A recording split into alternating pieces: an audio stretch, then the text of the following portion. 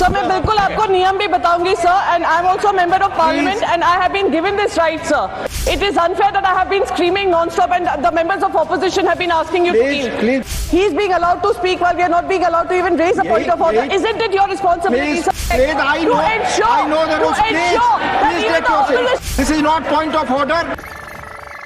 Priyanka ji. Chairman sir, right now. Please. Sir, why should he leave? किस नियम के तहत कौन सा? सर मैं बिल्कुल आपको नियम भी बताऊंगी sir, and I am also member of parliament and I have been given this right sir to raise a point of order. Yes. It is unfair that I have been screaming non-stop and the members of opposition have been asking you to leave. Sir, point number 259. Sir, point number 259. Yes. Chairman to preserve order and enforce decisions. The chairman shall preserve order and shall have all powers necessary for the purpose of enforcing his decisions.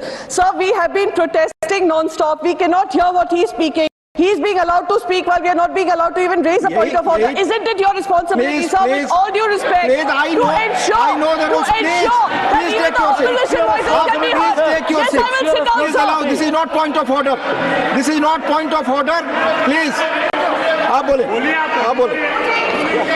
सभापति महोदय, मेरा विचार ये था, हमारे विपक्षी दल यदि हाउस ऑर्डर में होता तो पॉइंट ऑफ ऑर्डर ज्यादा उपयुक्त नजर आता, परंतु मैं अब अपना विषय आगे रखने का प्रयास करता हूं कि स्टेट बैंक LIC ने ऑल टाइम हाई प्रॉफिट पिछले क्वार्टर में दर्ज किया है और हिंदुस्तान एरोनॉटिक्स लिमिटेड को 29,000 करोड़ रुपए का रेवेन्यू मिला है और 80,000 करोड़ रुपए का उनका ऑर्डर पाइपलाइन में है जो HAL को आज नहीं मिला था. यह दर्शाता है कि SBI, LIC और HAL ने इस सरकार के कालखंड में सबसे ऊंचा मुकाम हासिल किया है. यह दर्शाता है कि किस प्रकार का दुष्प्रचार था और किस प्रकार का यथार्थ आज आंकड़ों के आधार पर देखने को मिलता है.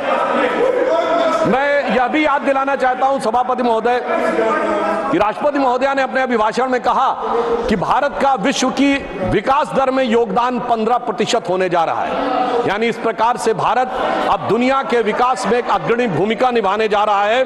तो इसी संदर्भ में मैं उन्हीं की बात को पुष्ट करते हुए यह बताना चाहता हूं कि इंटरनेशनल मॉनेटरी फंड IMF की चीफ क्रिस्टीना जॉर्जिएवा ने यह स्टेटमेंट दिया है कि भारत 15% ग्रोथ में कंट्रीब्यूट करके दुनिया में ग्रोथ का इंजन बनने की भूमिका निभाने जा रहा है. मेरा विचार यह था, हमारे विपक्षी दल यदि हाउस ऑर्डर में होता तो पॉइंट ऑफ ऑर्डर ज्यादा उपयुक्त नजर आता, परंतु मैं अब अपना विषय आगे रखने का प्रयास करता हूं कि स्टेट बैंक LIC ने ऑल टाइम हाई प्रॉफिट पिछले क्वार्टर में दर्ज किया है और हिंदुस्तान एरोनॉटिक्स लिमिटेड को 29,000 करोड़ रुपए का रेवेन्यू मिला है और 80,000 करोड़ रुपए का उनका ऑर्डर पाइपलाइन में है जो HAL को आज नहीं मिला था.